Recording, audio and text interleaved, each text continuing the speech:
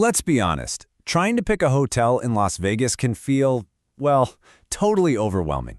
It's a lot. But what if I told you the secret isn't about finding the single best hotel? Nope. It's about finding the one that's the best for you. So, let's dive in and figure this out together. We're going to find your perfect spot for your next Vegas trip. I mean, just wrap your head around those numbers for a second.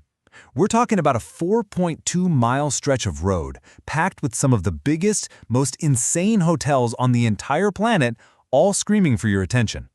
It's what they call the paradox of choice, and yeah, it can definitely be paralyzing. But don't you worry, that's exactly why we're here. So here's the trick. We have to reframe the problem. Stop thinking of them as just hotels. Instead, I want you to picture each one as its own mini city, with a totally unique personality and vibe. Our goal today is basically to be your personal Vegas matchmaker, to pair your travel style with its perfect hotel soulmate. It's all about finding your home base. Okay, first things first. Before we can start playing matchmaker, we really need a mental map of the place. Trust me, the location of your hotel can make or break your trip, so let's get the lay of the land. You can basically break the Strip down into 3 different neighborhoods. Down on the South Strip, you've got the big stadiums and some amazing value hotels. Then there's the Mid-Strip, that's the chaotic, iconic heart of it all. You know, think Bellagio fountains, Caesar's Palace, that whole scene. And finally, the North Strip is where you'll find this cool blend of classic Vegas elegance and brand new, over-the-top luxury. See? Where you stay really, really matters. All right, now for the fun part. We're going to break this down by 4 common traveler types, or vibes, if you will. Find the one that sounds the most like you, and I promise you are going to find your perfect hotel match. First up, let's talk about the Lux Seeker. Is this you? Come on, you know who you are. You're not just booking a room, you are curating an experience. You expect that 5-star service, and you want your stay to feel just as glamorous as the city itself. Now the key here is that luxury comes in a few different flavors in Vegas. You've got the modern, almost dripping in gold opulence of the Wynn and Encore. Then there's the timeless, movie star glamour of the Bellagio. But if you want pure, unadulterated, top-tier service, the Four Seasons, which is actually a non-gaming hotel tucked inside Mandalay Bay, is just in a league of its own. And that right there is the perfect example of what sets a place like the Four Seasons apart. It's not just about a fancy room, it's about the details.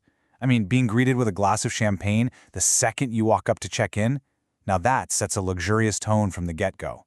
Okay, next up, the party animal. If you were in Vegas for that high-octane energy, this is your category. For you, the hotel isn't just a place to crash. It's the pregame, it's the after party, and it might even be the main event all rolled into one. For this vibe, 2 places really stand out. On the Strip, the Cosmopolitan is the undisputed champion. It's just cool. It's edgy, and those terrace rooms are legendary for getting groups together. But if you're downtown, you have to check out Circa. It's an adults-only paradise built for sports fans, and it's all centered around its absolutely unbelievable stadium swim pool. Seriously, look it up. And at the Cosmo, the party is literally part of the building. You might hear the bass thumping from the Marquee Day Club right from your room. But for this kind of traveler, hey, that's not a bug, it's a feature. You're sleeping right on top of the action. Okay, let's switch gears and talk about our next traveler, the budget Voyager. For you, the hotel is just a home base, a place to charge your phone and sleep. The real magic of Vegas is out on the Strip, and you'd much rather spend your money on great shows, incredible food, and having fun than on a super fancy room. And the great news is that budget in Vegas definitely does not mean bad. Excalibur and Luxor on the South Strip offer just incredible value, and they have surprisingly awesome pools. And right in the middle of the Strip, the Flamingo gives you a taste of that classic Vegas history with a super fun, high-energy pool scene, all for a fantastic price. But, you know, let's keep it real. This quote is a perfect and kinda hilarious reminder of what you sometimes get with a budget stay. The pool at Excalibur might be great, but you also might get an occasional surprise on the wind. Hey, it's all part of the authentic Vegas experience, right? And for our final traveler, we have the Zen Seeker. Look, Vegas is amazing, but that sensory overload, it is real. Sometimes you just need an oasis, a quiet, calm sanctuary where you can actually escape the constant ding-ding-ding of the slot machines and the flashing lights. So for the Zen Seeker, this is probably the most important distinction you can make. A gaming hotel means a casino on the ground floor, which means constant energy, constant noise, and, yeah, smoke. But a non-gaming hotel is the total opposite. It's entirely smoke-free, it's quiet, and it feels like a whole different world, even when it's right in the middle of the chaos. Two perfect examples here are the Waldorf Astoria, which is just pure, quiet elegance, and the Vdara, a fantastic all-suite, non-gaming hotel where every single room even has a kitchenette. They both give you that peaceful retreat you're looking for, right in the heart of the action. Okay, so you've found your vibe, you've maybe even picked a hotel. But hold on. Before you hit that book button, there are a few critical details you absolutely have to know. Let's talk about the fine print. Before you get too excited about that super low room rate you found online, I need you to remember this number: $50. That's roughly the average you can expect to pay per night on top of your room rate in a mandatory resort fee. So what is it? Well, it's a mandatory fee that covers stuff like access to the pool and the gym.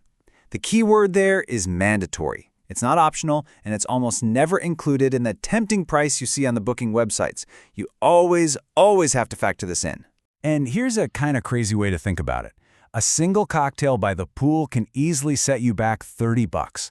Your mandatory resort fee, the one you have to pay, costs even more than that every single day. These hidden costs are a huge part of your real Vegas budget, so you've got to be aware of them. Wow, we've covered a lot of ground, from the geography of the Strip to matching your personality with the perfect hotel.